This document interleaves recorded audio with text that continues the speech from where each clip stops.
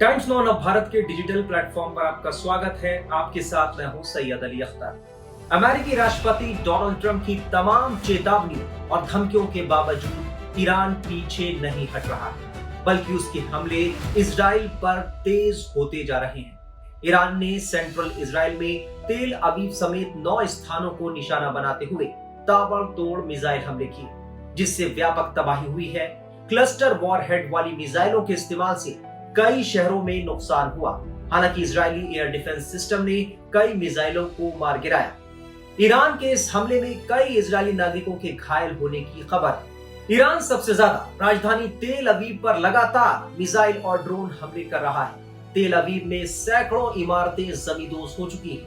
लोग बंकरों में रहने को मजबूर हैं। ईरान इजराइल के खिलाफ क्लस्टर बमों का इस्तेमाल कर रहा है। क्लस्टर बम एक ऐसा हथियार है जो हवा में फटकर दर्जनों या सैकड़ों छोटे छोटे बमों यानी सब म्यूनिशंस को बिखेर देता है। ये छोटे बम एक बड़े क्षेत्र में फैल जाते हैं, घनी आबादी वाले इलाकों या सैन्य ठिकानों पर भारी नुकसान पहुंचाते हैं। इन्हें वाइड एरिया डिस्पर्सल वेपन्स भी कहा जाता है।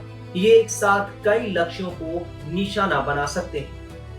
ईरान की मिसाइलों में इस्तेमाल हुए सब म्यूनिशंस का वजन लगभग 2.5 किलोग्राम या उससे ज्यादा होता है।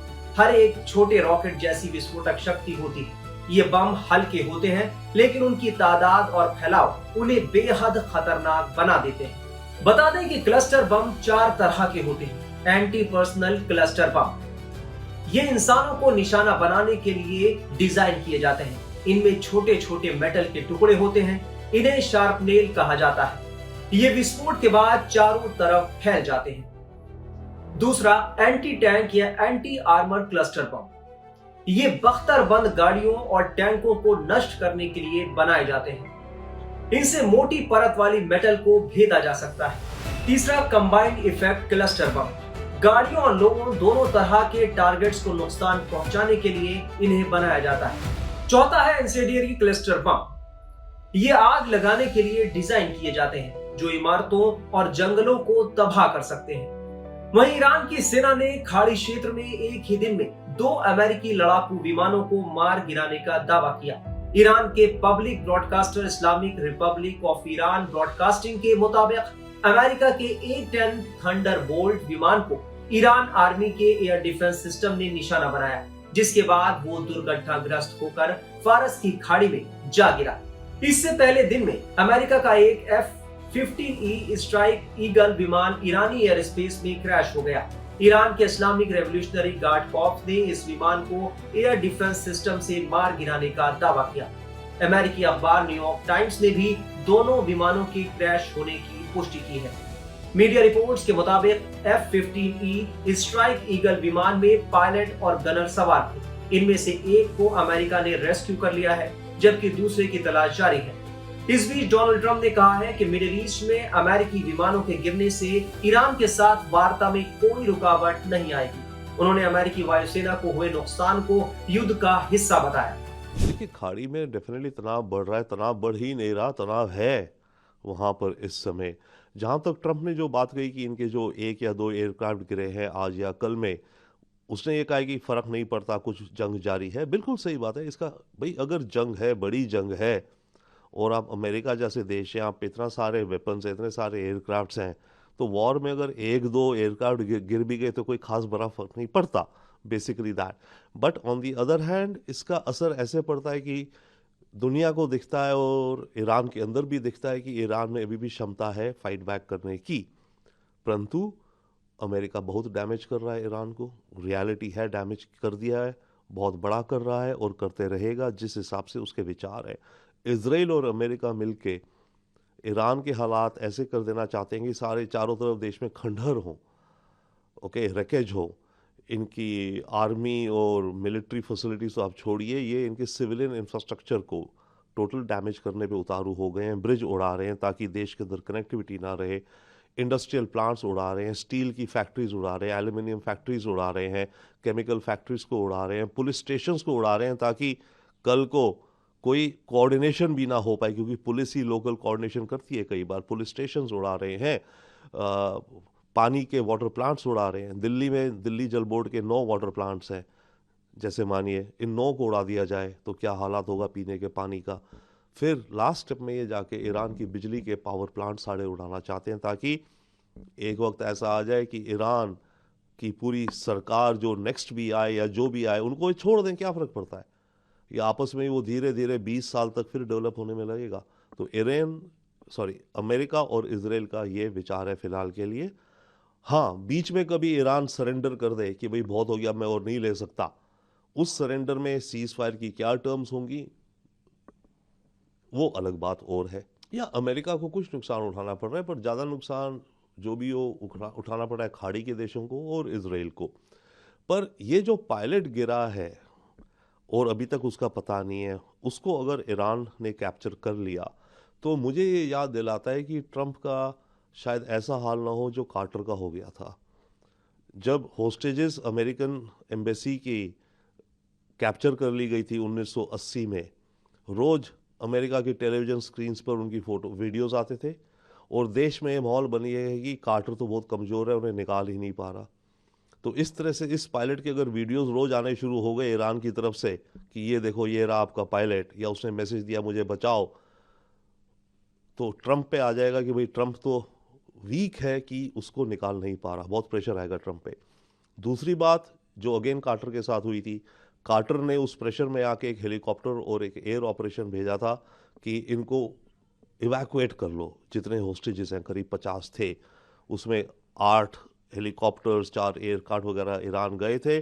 पर डेजर्ट स्टॉर्म ऐसा आया कि जब वो लैंड करे तो हेलीकॉप्टर्स ही कुछ ख़राब हो गए, उन्हें वापस भागना पड़ा और उसमें करीब 8 एक अमेरिकन सोल्जर्स मारे भी गए थे अपने आप ही क्रैश में। तो ऐसे अफरा तफरी में इस पायलट को एवैक्यूएट करने के लिए अगर ट्रंप ऑर्डर कर दे कोई ग्राउंड ऑपरेशन टाइप कि भाई हम जाएंगे, हमारे मरीन्स जाएंगे या कोई जाएंगे, एयरक्राफ्ट जाएंगे, ब्लैक हॉक्स जाएंगे, उसको निकाल के ले आएंगे, वैसी ऑपरेशन अगर बॉचअप हो गई तो ट्रंप की लीडरशिप पे एक बहुत बहुत बड़ा काला धब्बा लग जाएगा। यही नहीं, ईरान ने इजराइल के पेटा टिकवा में एक ड्रोन फैक्ट्री को उड़ाने का दावा किया है। ईरान की सुपरसोनिक मिसाइल ने इजराइल में वो तबाही मचाई है कि पूरी फैक्ट्री खंडर में तब्दील हो गई है। दरअसल माना जा रहा है कि ये फैक्ट्री इजराइल की रक्षा जरूरतों के लिए ड्रोन तकनीक से जुड़ी हुई थी। क्षेत्र में शांति की पहल या जो कदम दिख रहे थे वो कहीं चलते नहीं दिख रहे हैं।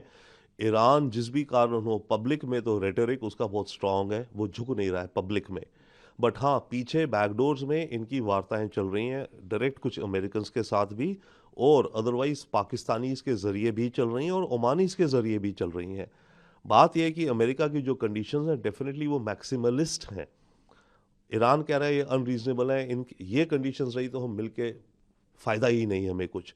तो ऐसे में पाकिस्तान में जो एक मीटिंग बताई जा रही थी होगी, जिसमें पाकिस्तान, इजिप्ट, सऊदी अरेबिया और टर्की के फॉरेन मिनिस्टर होंगे, ईरान से एक डेलीगेशन आएगी, अमेरिका से अलग डेलीगेशन आएगी, स्टीव विटकॉफ, जैरेड कुशनर, और हो सकता है जेडी वैंस भी आए।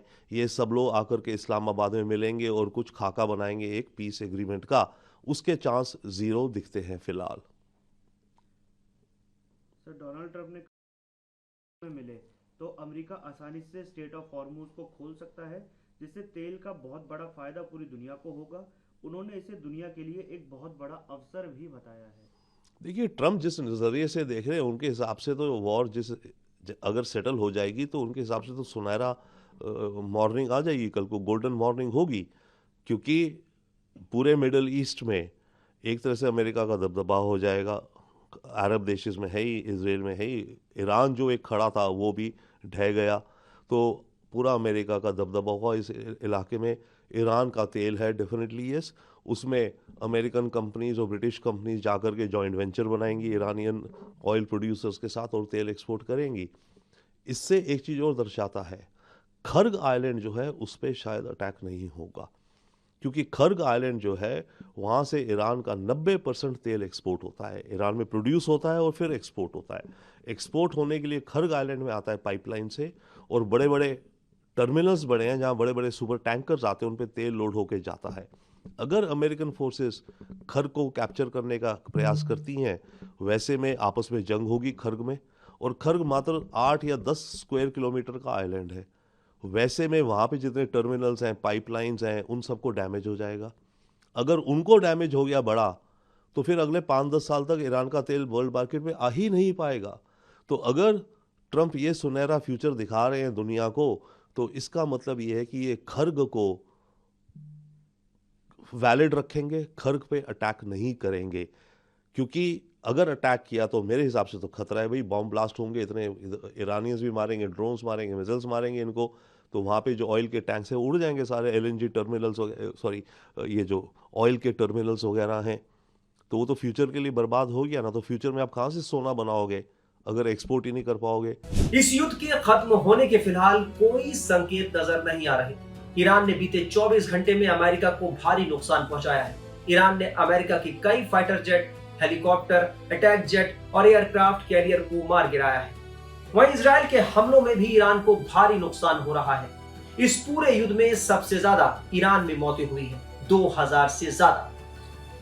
तो ईरान और इजराइल अमेरिका युद्ध से जुड़ा जो भी अपडेट होगा वो लगातार हम आपको देते रहेंगे। देश दुनिया की तमाम खबरों के लिए आप बने रहिए टाइम्स नाउ ऑफ भारत के डिजिटल प्लेटफॉर्म के साथ।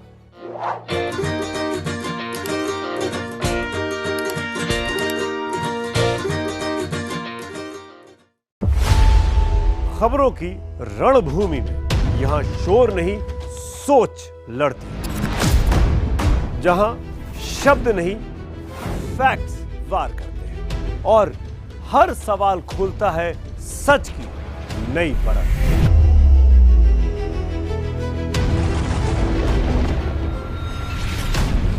चक्रव्यूह आपके अपने सुमित अवस्थी के साथ सोमवार से शुक्रवार शाम 6:57 पर टाइम्स नाउ नव भारत पर।